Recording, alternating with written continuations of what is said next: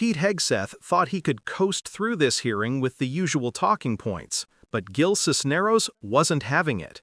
In less than 5 minutes, Cisneros dismantled his record, exposed his failures, and hit him with a line so brutal it left the whole room stunned.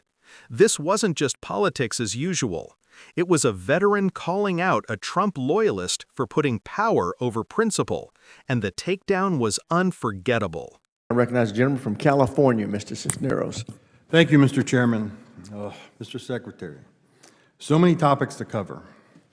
I represent California's 31st District, located in Southern California, where you've deployed the National Guard and Marine Combat Battalion in an effort by this administration to provoke a confrontation.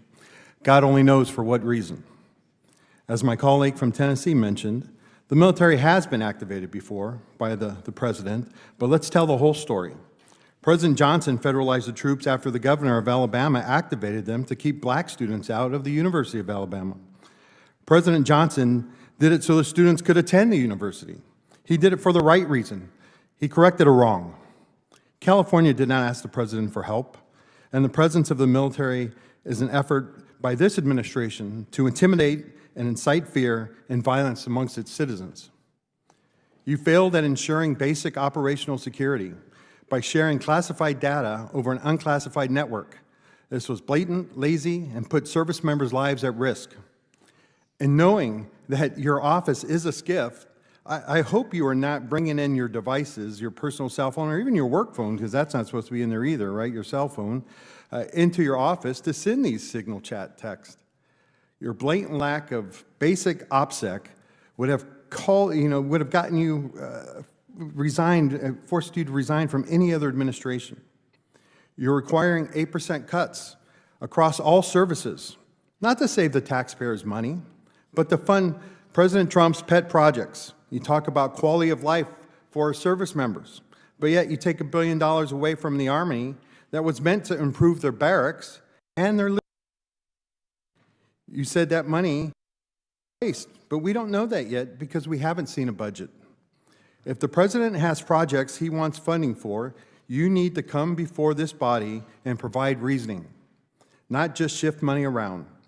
Right now, you are stealing from our service members, robbing Peter to pay Paul. Now you have repeatedly said that you will judge every individual on their merit. Is that true?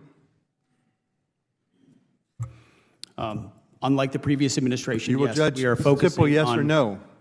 for our service Judge everybody members, how on their good they merit. are at their job, yes. But yet you are separating thousands of service members who are performing and doing their job at a high level.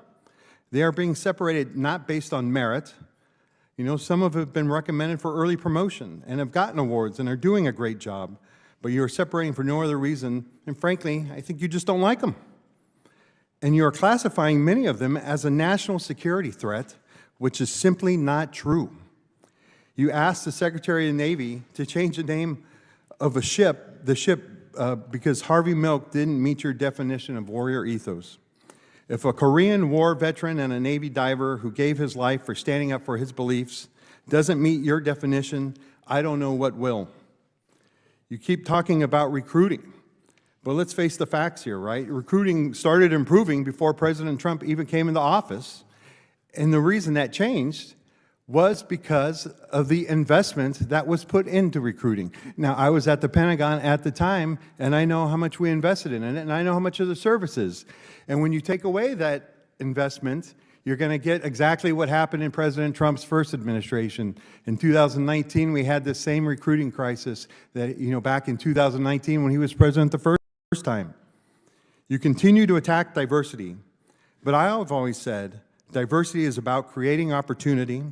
And I have seen plenty of individuals, many of them enlisted members, who when given the opportunity have succeeded not because of their sex, not because of color, not because of their sexual identity, but because of their worth ethic and merit.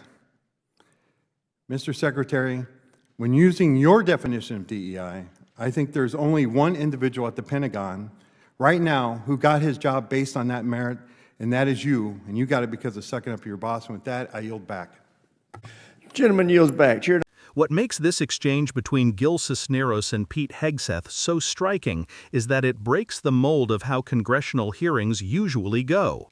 Most members of Congress, even when they're being critical, tend to couch their words in polite language, almost as if they're afraid to puncture the bubble of Washington civility. Cisneros didn't do that here. He treated Hegseth the way a superior officer would treat a junior who had lost the plot. And in many ways, that's exactly how he framed it. When Cisneros pointed out that President Johnson federalized troops in Alabama to enforce civil rights, he wasn't just name-dropping history. He was making a moral distinction. Johnson used the military to expand freedom and protect vulnerable citizens from violent state governments. Trump, by contrast, sent troops to Cisneros' own district in California not to protect, but to intimidate. That comparison is crucial. It reminds viewers that the military is not just a blunt instrument of state power. It can either be a tool for justice or a weapon for repression. Cisneros is saying that under Hegseth and Trump, it's clearly the latter. Then came the operational security critique, which might sound like dry military jargon, but is actually deadly serious. Basic OPSEC, keeping classified information secure, is drilled into every service member. For a defense secretary to be sloppy with classified data is not only embarrassing, it's dangerous. Imagine soldiers in the field, their missions compromised because someone in Washington couldn't be bothered to follow the same rules expected of a 19-year-old private. Cisneros, as a veteran, knew exactly how damning that charge was. He basically said, if you were held to the same standard as everyone else, you'd already be out of a job. That resonates because it exposes a double standard.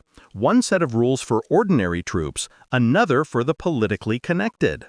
The budget cuts were another flashpoint. Cisneros accused Hegseth of raiding funds meant for troops' quality of life, housing, barracks, basic needs, and redirecting them to satisfy Trump's political whims. That's more than a budgetary dispute. It's about priorities.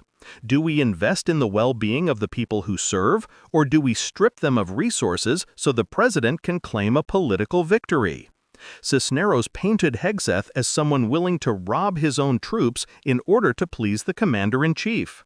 For veterans, families of service members, or anyone who's worn the uniform, that charge cuts deep. Cisneros also went after Hegseth's hypocrisy on merit. Hegseth publicly claimed he judged everyone by their ability and performance, but Cisneros pointed out that thousands of service members were being discharged despite stellar records, awards, early promotions, glowing recommendations. Why? Not because of their merit, but because of who they were, what they looked like, or what they believed. Cisneros framed this as an abuse of power, a deliberate effort to purge people who didn't fit into a narrow ideological mold. He exposed the contradiction between lofty rhetoric about meritocracy and the reality of discrimination and exclusion. The Harvey Milk reference was a particularly powerful moment. Milk was a Navy diver and a Korean War veteran who later became a pioneering voice for LGBTQ rights, ultimately assassinated for his activism. By rejecting Milk as not meeting the so-called warrior ethos, Hegseth was, in Cisneros' words, insulting the service and sacrifice of an actual veteran who gave his life for his beliefs. Cisneros' retelling here reminds us that service comes in many forms, not just battlefield valor, but moral courage, the willingness to stand up for others even at great personal risk. He was essentially asking, if someone like Harvey Milk doesn't fit your definition of a warrior, then maybe the problem is with your definition, not with him. And then the final blow.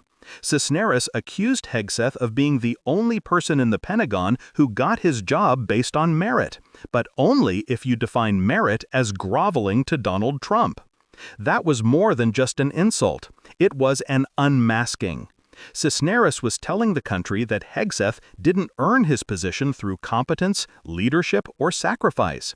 He earned it through loyalty to a man, not to the Constitution, not to the troops, not to the mission. That strikes at the heart of the Trump era's corruption of governance, where sycophancy is rewarded above all else. This wasn't just fireworks in a committee room. This was a veteran holding another so-called leader accountable, exposing the gap between what military leadership should stand for and what it has been reduced to under Trump.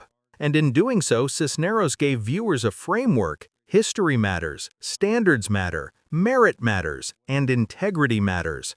Strip those away, and you're left with a hollowed-out military led by people who serve power, not principle. If you found this breakdown valuable, make sure you subscribe to Left Lens and hit the notification bell. We cut through the noise to give you the context and clarity the mainstream media won't. Don't just watch politics happen, understand it.